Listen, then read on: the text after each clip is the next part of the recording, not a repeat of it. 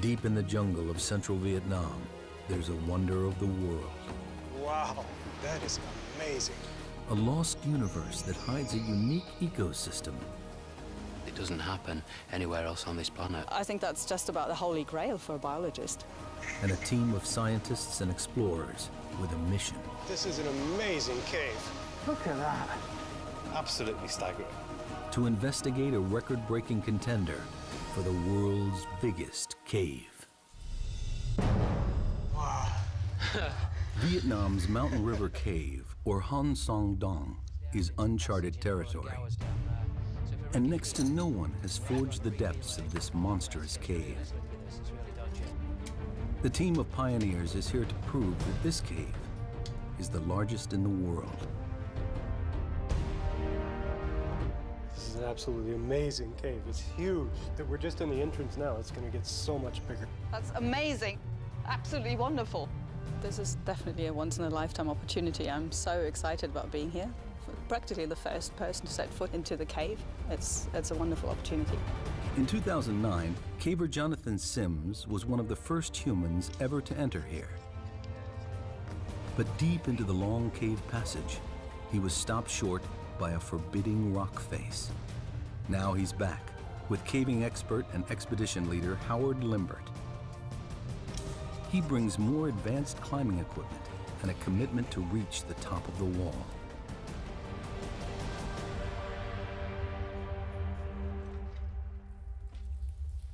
The expedition begins with a dangerous 328-foot rappel into the first massive cavern.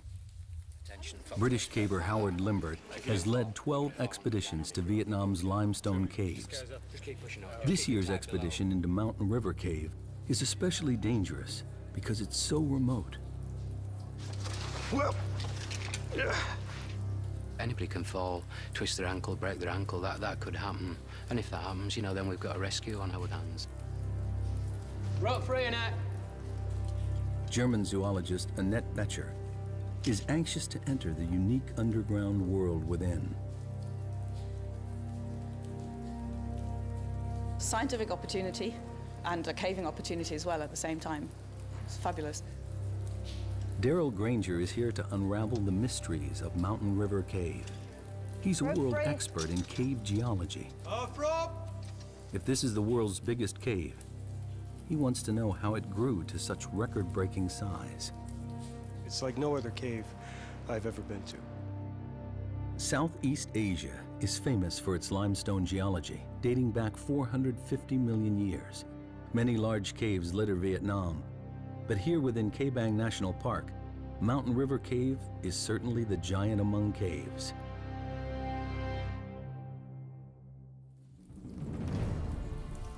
In the 2009 expedition, Limbert and his team were only able to fully explore the first section of the cave. But they found areas they estimated to be about 500 feet wide and about 650 feet high. That's over 3 times the height of Niagara Falls. Deer Cave in Sarawak, Malaysia, currently holds the title World's Biggest Cave. From what they saw last time, Limbert's team is convinced this cave may be bigger. Let's try and get the map of the cave in some sort of order. Yeah. To claim the world record, they need hard evidence. All this is unmeasured. That's why we've got to survey it. To find, you know, just how big it is, whether it is the biggest cave in the world, we've got to do a serious survey. This passage here, for surveying, it was really, really hard work. Jonathan Sims is one of the 4 cavers who drew up this rough original survey of Mountain River Cave. And what we really need to do next is get over this wall. He knows the wall that defeated him back in 2009 is their biggest challenge. It's a dangerous obstacle to overcome. Made of loose calcite and mud, it stands at nearly 50 feet high. We just weren't expecting anything like that. Well as that. Sims is determined that this trip will be a success. He won't fail twice. If they can climb this forbidding wall, he's convinced that the enormous cave continues on. And as a backup, there's this static sump which didn't look particularly potable. They estimate the wall is about 3 miles into the cave. From the 328-foot rappel at the entrance, it will take the team half a week to reach the final survey point at the Great Wall of Vietnam. After the initial drop, there's an 1,150-foot scramble leading to the first of 2 river crossings. From here, the team needs to climb high, following the river through the natural valley of the cave. Then there's a descent down to a level sandy area and to the first of 2 dolines, collapsed holes in the cave's surface. The dolines and cave beyond are where Betcher hopes to find new life forms, and Granger, the secret of how the cave was formed. Then, through a narrow section, across the larger doline, and into the second camp. So far, the final part of the cave surveyed is the last quarter mile before the Great Wall of Vietnam. And then, it's into the unknown.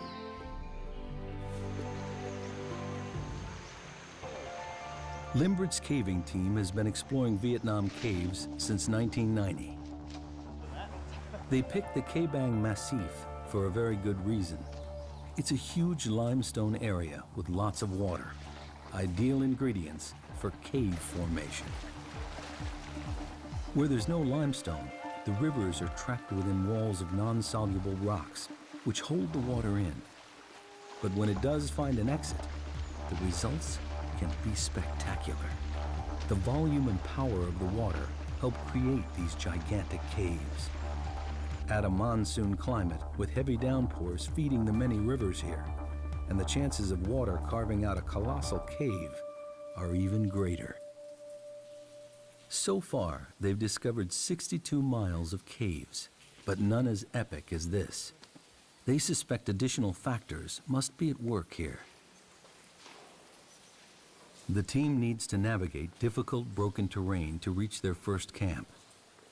They're nearly a third of a mile into the cave, with 65 feet to go before reaching a powerful river. This river runs like a main artery through the first part of the cave. At its lowest, 353 cubic feet of water pour by this point every second. It carved this enormous cave, and the team will have to navigate it twice. Limbert leads the way. Oh, some evidence of a bit of water comes through here at times. Bit slippy on these. Yeah. Oh, I can see the river. Whoa! Look at this. This is our river crossing. Oh, then we're underwater. Yeah. Determined to move forward, they must cross the deep, threatening underground river. It's the last bit that looks a bit quick. So if I go up there and belay you, and then you can walk across there, and probably it looks like you've got to climb up in that crack there. A couple of bolts this side, a couple of bolts the other.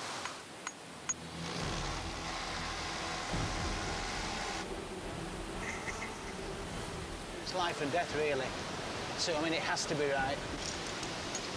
Worst case scenario, one of these pops, you've got to back up. That's why you've got to put, you know, make it as safe as possible, really. In full flow, the river could sweep any one of the cavers off their feet. And if it floods, it could rise to life-threatening heights, cutting off their escape route.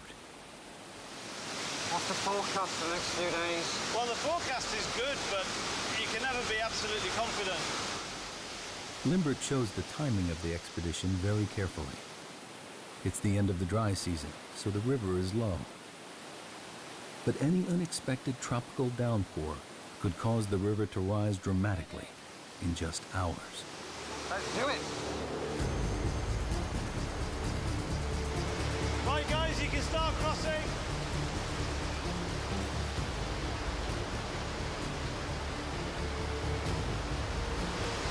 Next one.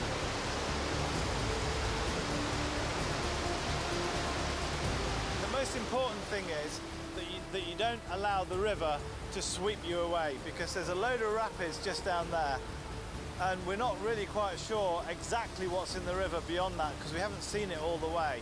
And there could be all sorts of very sharp rocks and all that kind of thing. And the last thing you want is to get swept down the river, because it could be serious injury or even life-threatening. I'm actually quite nervous about river crossings because I'm quite a slight build, and I've been in flooding caves before where when you put your hands on something, your legs just get swept away from underneath you and you can't get them back down on to get footing. It is actually really, really dangerous.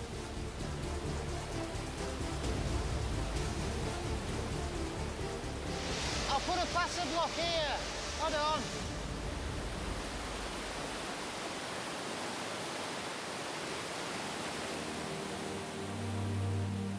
A major obstacle conquered.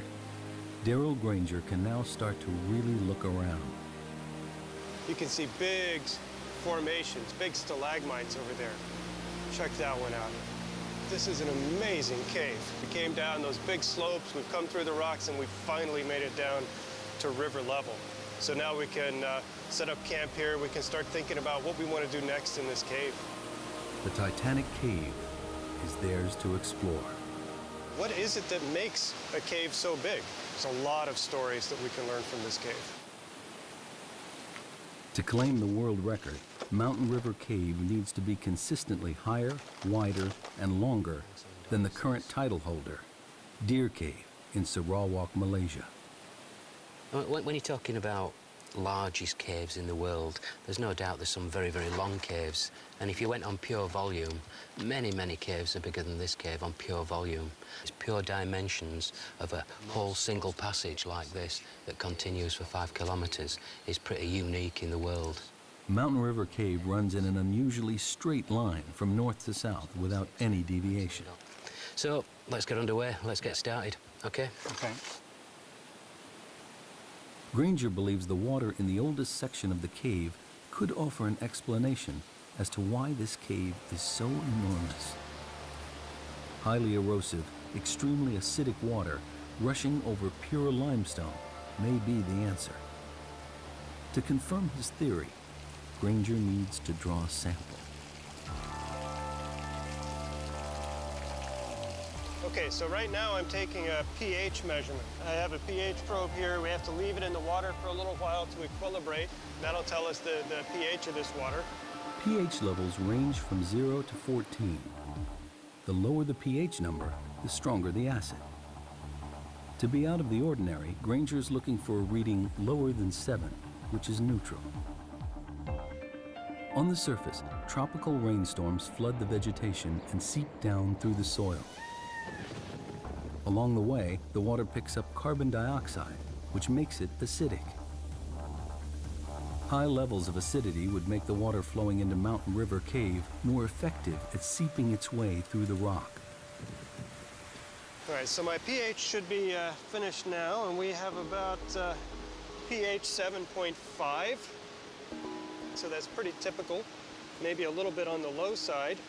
The results of the test surprise Granger. The water here is not overly acidic. This can't be the explanation for the cave's epic size. There's something strange going on here, and finding the answer to this huge puzzle is his primary focus. Granger needs to dig deeper. The explanation could lie in the river's efficiency at eroding the limestone. To test this theory, he measures how much dissolved calcium carbonate there is in the water. This will tell him how much rock erodes daily. I'm going to add some acid in here until the liquid turns yellow. And then the way this kit works, I can just read off from the syringe how much calcite is in this water. One more drop. So now it's yellow. Okay, we've got it. We only have about 62 milligrams per liter. This means that every 1,000 gallons of water that passes by here carries 8 ounces of dissolved rock, about the size of a baseball each second. It sounds like a staggering amount, but for a cave of this size, it amounts to nothing. Like the pH level, the calcium carbonate result is ordinary and unexceptional. It's exactly the result a geologist might expect to find in any limestone cave river. These results don't help Granger understand why this cave is such a monster. The answers must lie deeper within the cave. Howard Limbert's team is a third of a mile into Mountain River Cave. They have food for 6 days, enough to get to the Great Wall of Vietnam and back. The team sets up camp. Rehydrating and replacing lost calories has to be carefully managed. Geomorphologist Dr. Hugh Nguyen and biologist Dr. Tai Nguyen of Hanoi University also join Limbert on the expedition. Hopefully the other poachers will take all the other bags to our underground camp. This is a great trip. It's an amazing group. And everybody has pulled more than their weight. Annette Betcher goes deeper and further into the cave, looking for life. And like Granger, she's getting frustrated in her search. She is here to find undiscovered species, but so far only sees a barren landscape. It's a bit of a shame. I had great expectations, but with the wet flooding, I had to rethink basically my approach. The team is exhausted and settles down for their first night inside the cave. The next morning, they continue over half a mile further.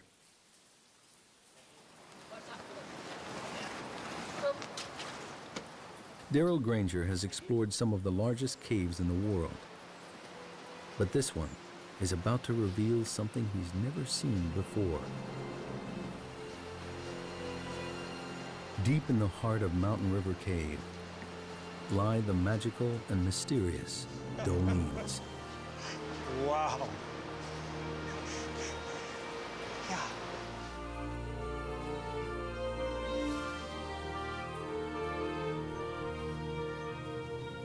Here, the cave roof has collapsed inwards, allowing sunlight to flood in, connecting above and below ground with the vital ingredients of life, water and light. Man, this is the world's biggest cave. The rest of this stuff is just building up to it. That is amazing. That's 1.5 kilometers away. That is huge.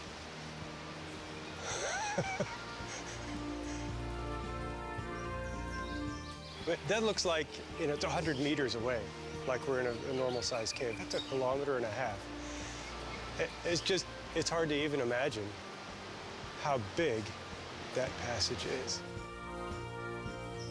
Here, a unique mini jungle has taken root, 1/4 mile below the surface of the earth.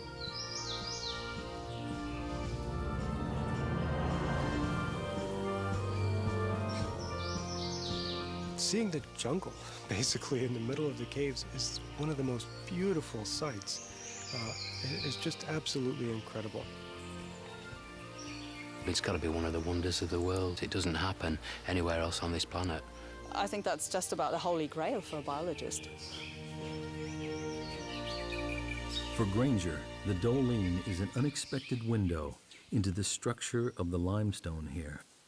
It's also a view of Mountain River Cave's Achilles heel. This is a good example of a special type of doline. This is a collapsed doline. So that happens when you have a cave passage and then the surface collapses into that cave. And it happened here because we have really thin beds. You can sort of see them on the back side of the wall, and they're just not strong enough to hold up this cave roof. At some point in the cave's past, the river ate away at the cave roof where the limestone beds are thinner. The river damaged the ceiling rock so much that eventually the roof collapsed. This collapse is known as cantilever failure. You can think about, theoretically at least, having a piece of rock sticking out like a diving board. You can only stick it out so far before it breaks off under its own weight. And that's exactly what happens. As you make the cave bigger and bigger, you're forcing basically a diving board of rock, a slab of rock to stick out and support its own weight.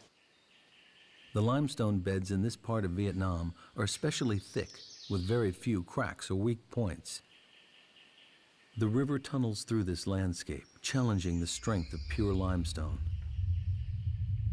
And the dolines brutally reveal the few places where the rock beds are thinner, weaker, but still divine. Here, open to the sun and the rain, life thrives.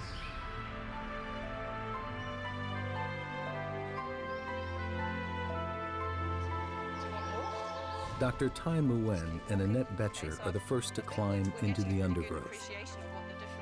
She's eager to tap into Nguyen's expertise in rainforest plant species to figure out how this subterranean wonderland compares with the surface. After disappointments in the first part of the cave, the Doline fulfills Betcher's expectations. Here is an area rich with life, a unique and unexplored ecosystem. This is absolutely fantastic. It's a treasure trove for biologists. And everything that lives here has got here by complete chance. So birds have dropped seeds, plants have sprouted up. This species outside is evergreen.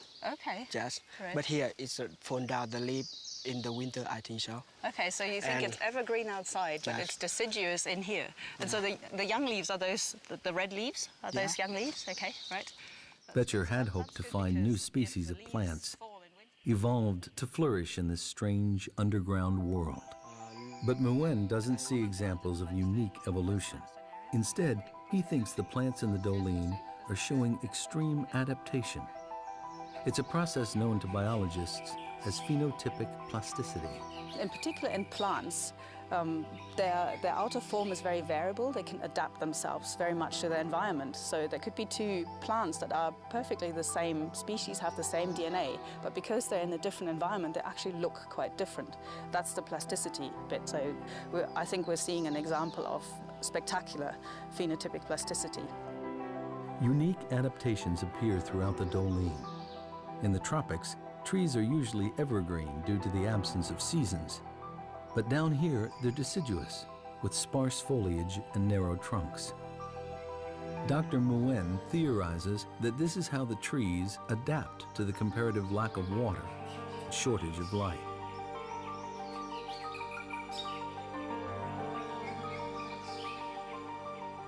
These steep Doline walls enclose this mini jungle and act as a natural barrier to the outside world, trapping pockets of life deep within the cave.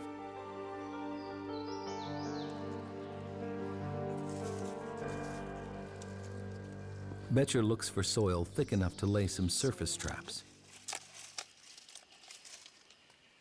Alcohol will preserve any creatures that venture in. Now she must try to find any signs of life in the dark cave. But so far, the chance of finding anything of significance doesn't look good. Could the acidic water that created this cave also be destroying all life within? In the wet, active part of Mountain River Cave, Daryl Granger discovers a clue as to why the apparently very ordinary water here has carved out such an extraordinary cave. He's got a hunch that the speed of the water at peak flood could be the key factor. Here, what we see are little scallops that are carved in the wall. They're dissolved in the wall by water as it passes by. He expects to find evidence that the water runs through here at a great speed. The faster the water goes by, the smaller the scallops. So if we see big, giant scallops, they can be, up to 1 meter across. That's very, very slow-moving water. Here, they're about the size, they're about 1 inch across, a couple of centimeters across. From the size of the scallops, Granger can also figure out what's known as the Reynolds number, a crucial measurement that tells him how turbulent the water is. Like the acidity test earlier, the findings here are very average and offer no clues as to why this cave grew so big. He calculates that the water here travels at only 3 miles per hour, a totally ordinary velocity for any river. Although Granger's drawn a blank on his quest, he might still be able to help Betcher on hers. He considers the chronology of the cave's life. I think what happened is the first doline collapsed, and it's acting like a big dam right in the cave. Right. We pass that doline, and suddenly everything dries out. We don't see the sand. Becomes more normal. Becomes more of a normal, less active cave. And that's where the wildlife comes in, because if it doesn't get flooded out every 10 years or so, it has time to evolve. For Granger, the formula for how Mountain River Cave grew so big remains a mystery. This area has the right ingredients for a big cave. Unusually large beds of pure limestone and heavy monsoon rains feeding a deep river. But the water's speed and turbulence doesn't reveal anything, and Granger is almost at a loss. Aye! The surveying team looks for answers too. Aye! That's probably a 500-metre echo. So if we ever push in a cave and you get to end of a cave or end of exploration for a day, we often give it a big oi just to see if it's still continuing. And we know we can turn around and come back to another successful push the next day. A bit further, Jonathan. For this expedition, they need to use a more sophisticated way of measuring the cave's size. Cave surveying used to be a primitive process where everything was done by hand. Now, digital laser readings cut out the tedious legwork and provide precise measurements. They must survey every part of the cave precisely, and every measurement must be exact to the nearest inch. When it comes to claiming the title World's Biggest Cave, it's length, width, and height that count for Howard Limbert and his team. The laser sends a beam across to a designated point called a survey station, which Sims marks with a small light disc. They measure distance, height, and angle. It's painstaking work. 29.9 minus 3, 0.99. Left's 8. The laser beam picks out the highest point in this section of the cave. It measures 328 feet high. The Statue of Liberty could fit in here quite comfortably, with room to grow. The widest section surveyed so far is 338 feet across. This passage continues for another half mile. Enough room for a small plane to fly through, or even a whole display team. Very good. So if we go back to the original station, and then we get some legs straight down there. Okay. Can you shine your target? Shine on your Limbert target. believes this cave is consistently longer and wider than Deer Cave, but he needs to find the highest area. Just up a bit, Jonathan. Light on. They're now over 2.5 miles in, and Deer Cave still holds the title of the world's biggest cave. Hope lies beyond the wall, but they have just 3 days left to survey, and there's a problem mounting. While the dolines bring in light, they also allow weather from above to seep down into the cave. Jonathan, Come a bit closer. please, we've got a problem with the clouds now. It's extremely accurate if there's no cloud in the way, which there is in this case across the far side. So this is one thing that does make it difficult. One of the peculiar hazards of surveying in a cave this size. The poor visibility means the team must stop the survey. It's a paralyzing setback. They're running out of time to get to the end of the cave. Time is running out to survey Mountain River Cave. Howard Limbert makes a tough decision. He sends his 2 best climbers, Sweeney and Clark, ahead to set the rigging on the treacherous Great Wall of Vietnam, so the rest of the expedition can follow tomorrow.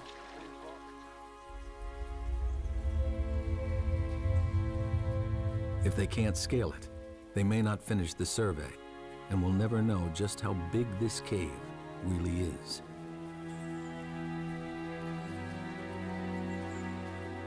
In 2009, the explorers estimated the forbidding wall to be nearly 50 feet tall.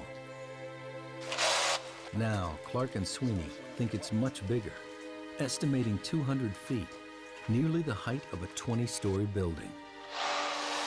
They have the gear for the challenge, but the wall is going to be a longer, more dangerous climb than they expected.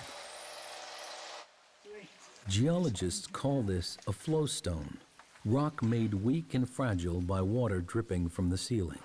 the first 15 foot is this, which looks very good, but if you... that's what it is.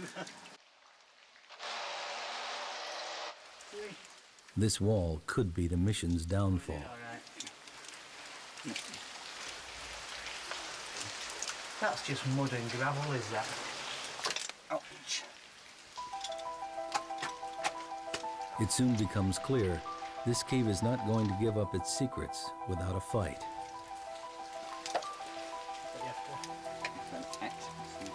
It's just crumbling away. That's all. It's crumbling away. Sweeney and Clark have been building up to this for over a year. It's something that they're particularly interested in is climbing and climbing the wall. What we're climbing in is a very soft mud, calcite, and so normal bolts would just fall out. It's going to be a difficult and exhausting climb. Back at the camp, the extreme conditions are taking their toll, even on those who are not battling the wall.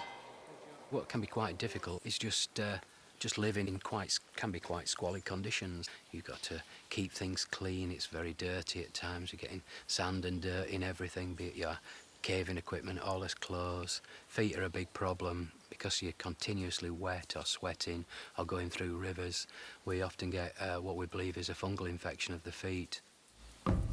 Meanwhile, Annette Betcher's search for life continues.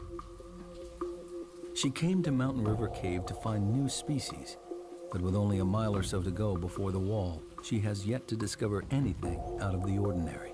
She has one more chance for a promising new sample area, a dry passageway. That's where the opportunities are with this fantastically big cave. So I can go into those and look for those tiny critters that will be evolving in their large, dry side passages in their alcoves. Regular flooding in large parts of the cave means that it's difficult for new life to gain a foothold. But in these dry alcoves, Betcher thinks she may find isolated species which have had time to evolve and flourish in complete darkness.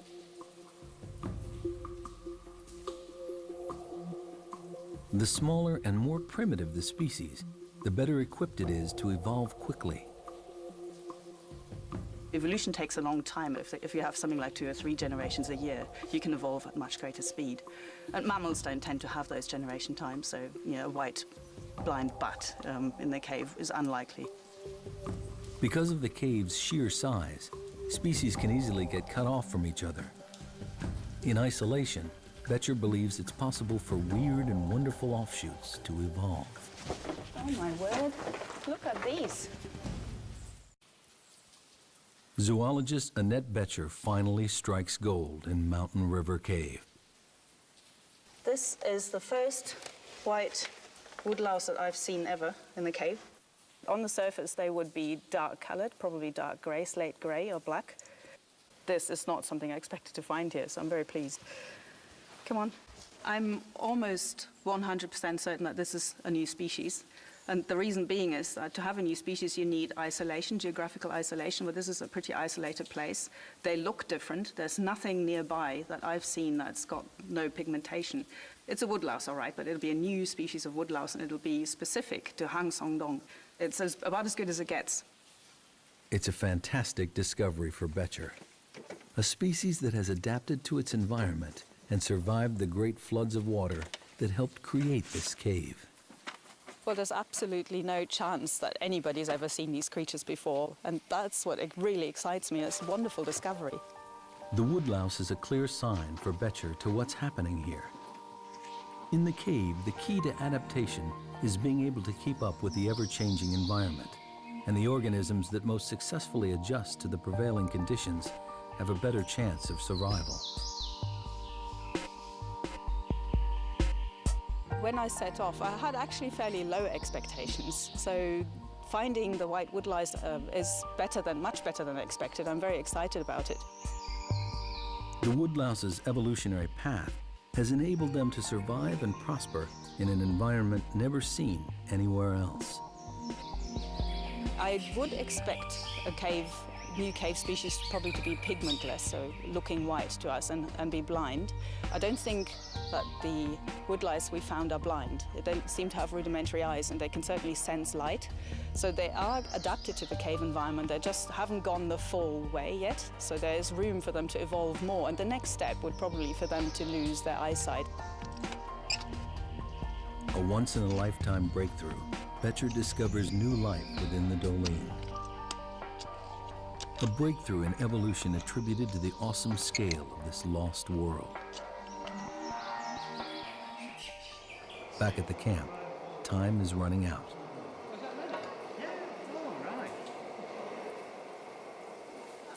Climbers Sweeney and Clark continue in their battle to secure rigging on the wall and ready it for the rest of the team. If they don't succeed, the team can't complete a definitive survey. Limbert and the rest of the party wait nervously for news.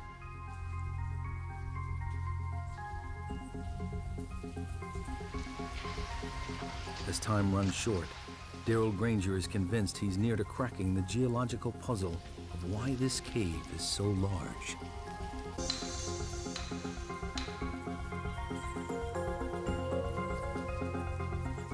Huge volumes of water, pure limestone, and a tropical climate are important factors. But it's not enough to explain why this cave is so big.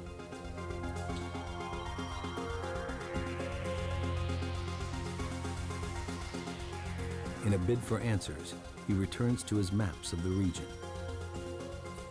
So this is a digital elevation model. It shows the area that we're in, right in here. This is the Kẻ Bàng National Park. Granger suspects the critical evidence lies in the cave's geography. He spots an old fault line on the map. It seems to mirror the underground route plotted by Mountain River Cave. This could be the answer he's looking for. You know, the real light bulb moment is when I saw the fault line, and then everything kind of clicked. What I noticed are these straight lines in here. They go due north and south, and remember the cave here goes north and south. And I realized we're right on that fault right there. That's exactly what formed this cave. There's that same fault right up there. Once, a river ran where Mountain River Cave exists today. There was a deep vertical crack in the Earth's crust, a fault. Eventually, the river water eroded the limestone and went deep underground. Once the water filled the fault and found the exit, the river started to erode the rock along the crack, and a gigantic cave was born. But there's another key factor. The fault was narrow. When the water began to carve this mega cave millions of years ago, the narrow shape of the fault fortified the cave. The reason the caves fall apart, the reason they break down, is often because they get too wide and the limestone roof can't support that long a length. Here, the straitjacket of the geological fault restricts the cave's width, reducing the possible risk of collapse and allowing the cave to continue to grow in a straight line. The fault is very vertical, and that has also influenced the cave development and helped turn it into what's probably the world's biggest cave. And that's because the walls are perfectly vertical. They're nearly vertical here. And so the cave is very, very tall. The 1,300-foot-high dolines show what happens when a cave weakens. Granger has every piece in place. Unusually thick, pure limestone, a huge catchment area feeding a large river, an underground fault line, the right shape to contain a stable cave passage, and finally, a river on the limestone surface that made a cave at the first opportunity. A perfect formula to build a gigantic cave. The title of the world's biggest cave could rest on reaching the top of the Great Wall of Vietnam. But first, they need to know if Sweeney and Clark have managed to climb it. 2.5 miles in, Limbert finally gets the news he's been waiting for. His team has reached the top of the wall. The height or pitch is even more than anyone anticipated. something like 80 metres. We've come up. I think we've used about 80 metres of rope. 80-metre pitch? 80 metres. 80 metres. Great news, yeah. That's his main objective of this trip, is to get up that wall, and we've done it. This morning I was very doubtful we were going to do it. I thought we were going to be too tough, but they managed to get up. They've done a brilliant job. 80 metres is a big climb in those conditions. The good news brings speculation as to what lies beyond the wall. It's a long way. I'm not going to be surprised if that's the end of the cave. I know Howard thinks it's going to turn left. My inclination is it's going to go straight there and terminate. But, you know, that's what we're going to find out.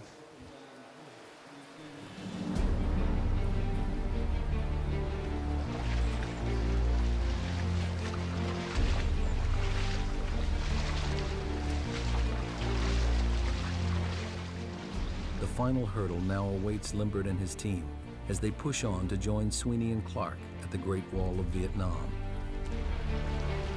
It took almost 2 days for those guys to bolt up there. It's very fragile rock, so you need to be very, very careful. They've done a great job. My greatest feeling was one of relief, which perhaps indicates how serious a climb it has been. You're standing up there, you're looking down and all this, and it's absolutely tremendous. The team finally arrives at the wall. It towers above them. This is what they've been working for, their ultimate destination.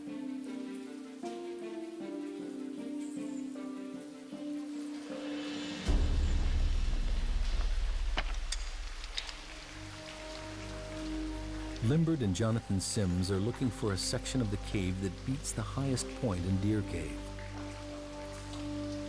They haven't found it yet, and if they can't get up the wall, they'll never know how tall the cave really is. It'll be very, very dangerous, so we'll have to be very, very cautious going up the wall. It's only for experienced cavers, really. Limbert makes a difficult decision. Only the surveying team will go up the wall. It's too dangerous for Granger and the film crew to follow. This is it. We're about to go up and push into the unknown, as they say. Who's going up first then? Sweeney.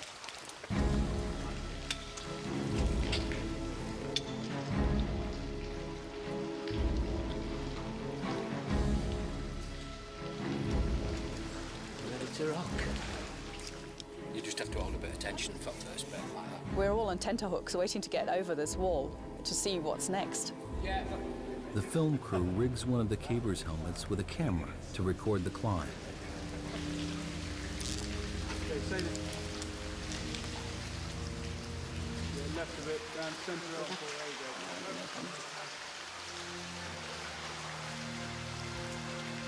They can only watch as Limbert leads the team up on the final stage of the journey.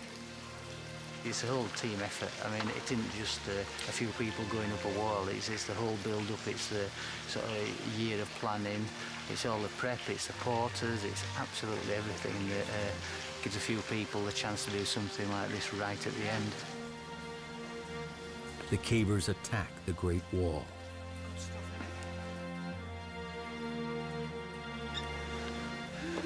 Absolutely fantastic.